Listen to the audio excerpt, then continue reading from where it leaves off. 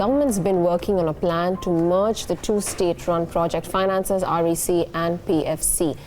The plan is to get REC to buy a majority stake in PFC while it helps the government inch closer to its divestment target. It also consolidates all the debt in one place. Joining us now to talk about the merger in greater detail is Mr. PV Ramesh, the CMD of REC. Whether or not this is actually something that's on the table for them is something that we are very interested to know. Mr. Ramesh, thanks very much for joining in. First off, can you clarify for us what are the plans regarding the merger of REC and PFC? Let me clarify that we have neither information or knowledge about what is being talked about in the media.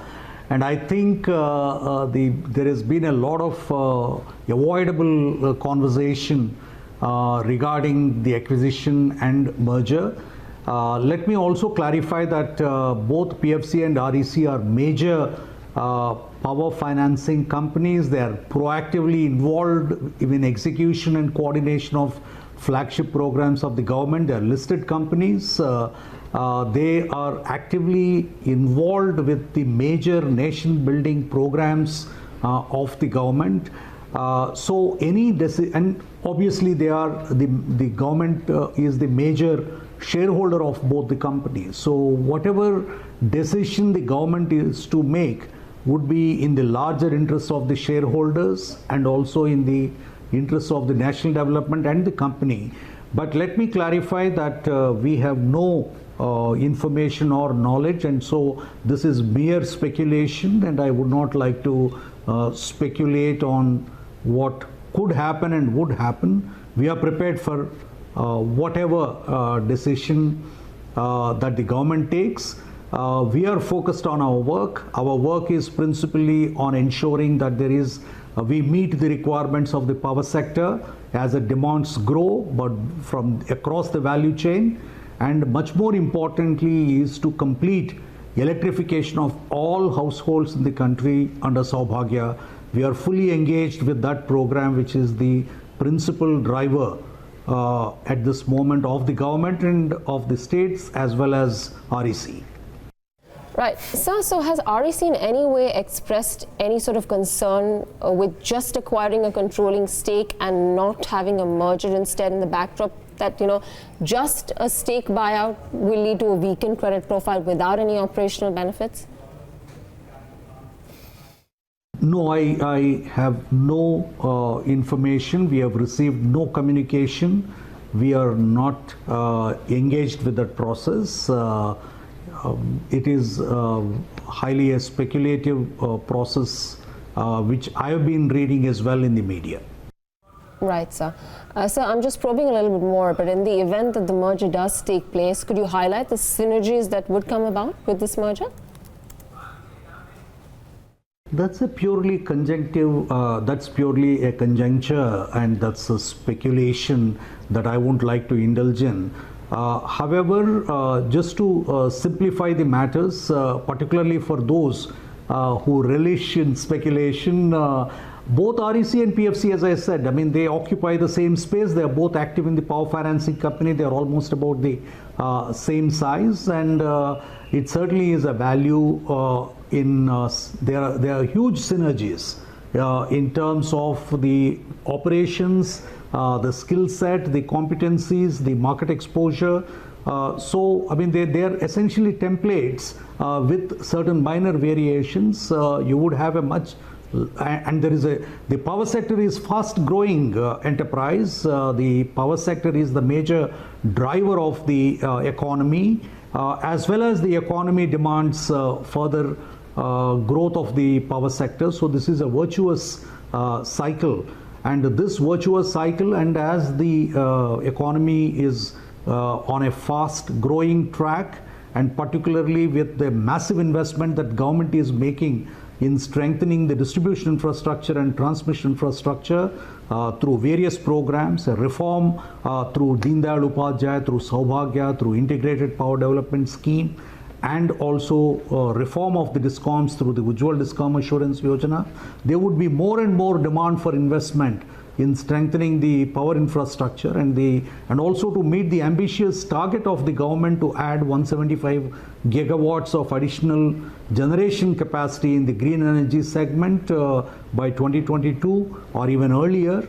There would be large investments that would be required across the power value chain, and a larger enterprise would certainly have a much higher value for the shareholders if that were to happen.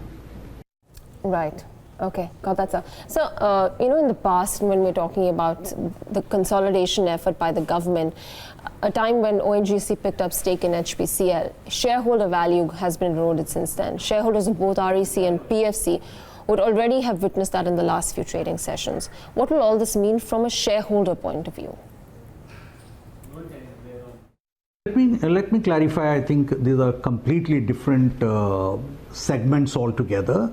I'm just speaking out of turn because as the ONGC HPCL, I'm sure the government has taken a conscious decision. However, they occupy different segments of the value chain. We occupy, the PFC and REC occupy their templates. They occupy the same segment in the power financing segment. So we do the same job essentially. Maybe REC does a little more and PFC does a little more in the urban areas. We do a lot more in the rural areas.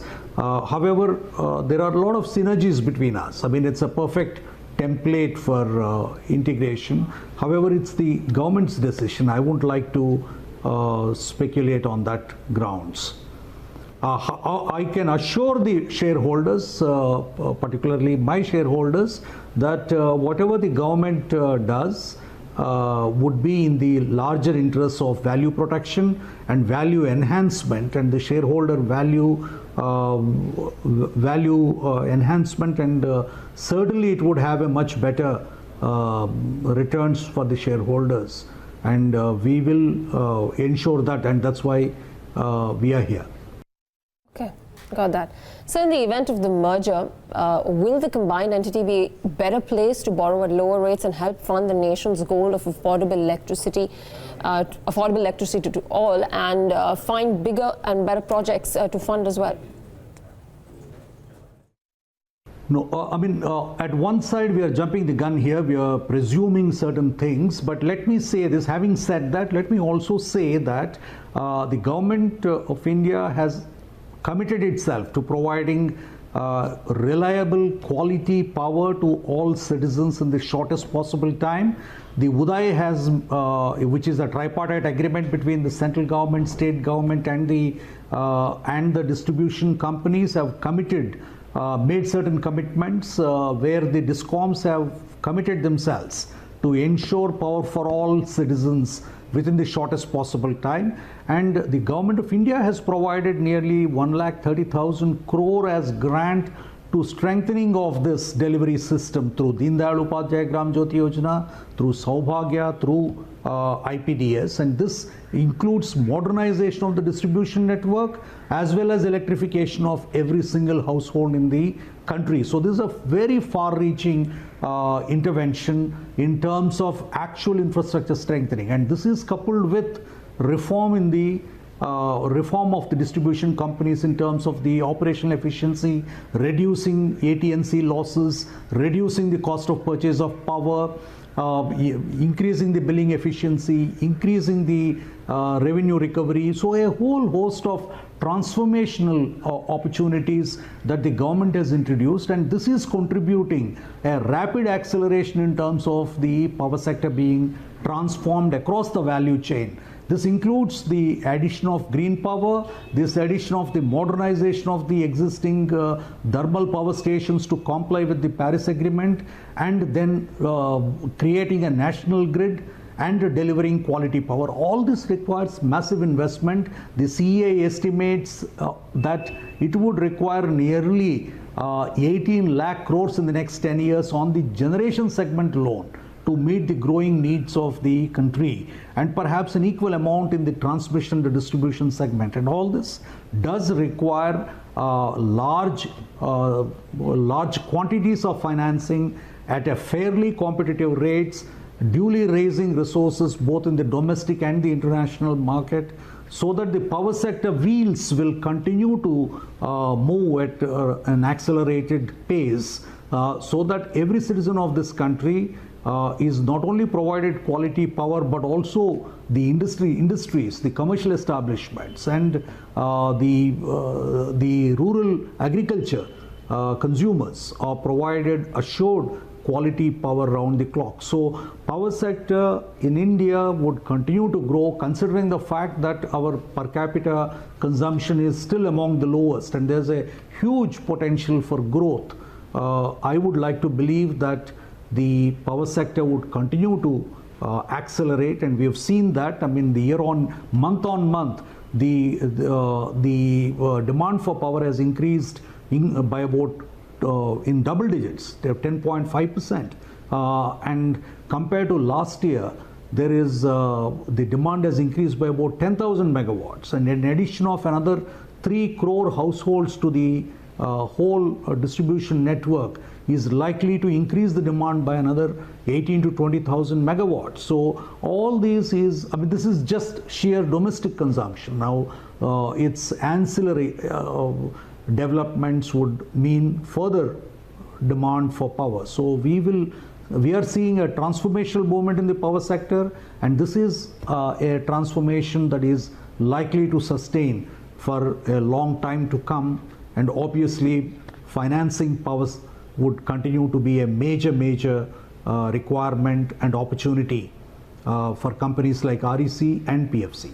Right, sir. So what I'm understanding, and what you're saying probably indirectly, not directly, is that there is a need for a big power lender to come in and fund these growing power requirements in the country? Maybe. And we are fine as we are. If we were to be merged, that would be fine as well. All right. So just one last question, status of your stressed assets, and of the 14% exposure that you have to the private sector, 60% already non-performing. Any further slippages expected, and any out of NCLT resolutions? First, let me clarify that REC has the best asset quality among its peers. 86% of our loan book is exposed to the state enterprises where there is absolutely no stress.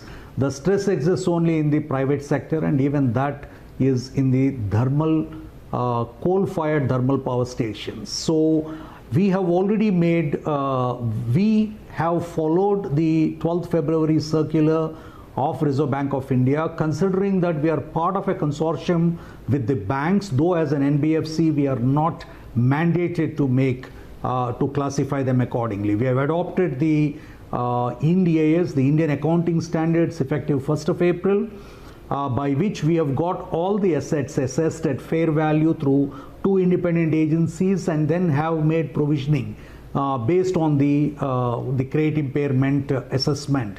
So we have made provisioning to the tune of almost half of the stressed asset value. We are now seeing a positive resolution. 4 of those assets which were classified as NPAs, which were credit impaired, or now have since become or in the path to become standard. We are hopeful by end of this financial year they would all become standard. We have Lanco Anpara, which is a major thermal project in Uttar Pradesh, which is since a litigation had since been resolved. There is a SR transmission company has been commissioned. There are 2 hydro projects, Gati and Dance Energy, which now have a PPA and they are generating revenues.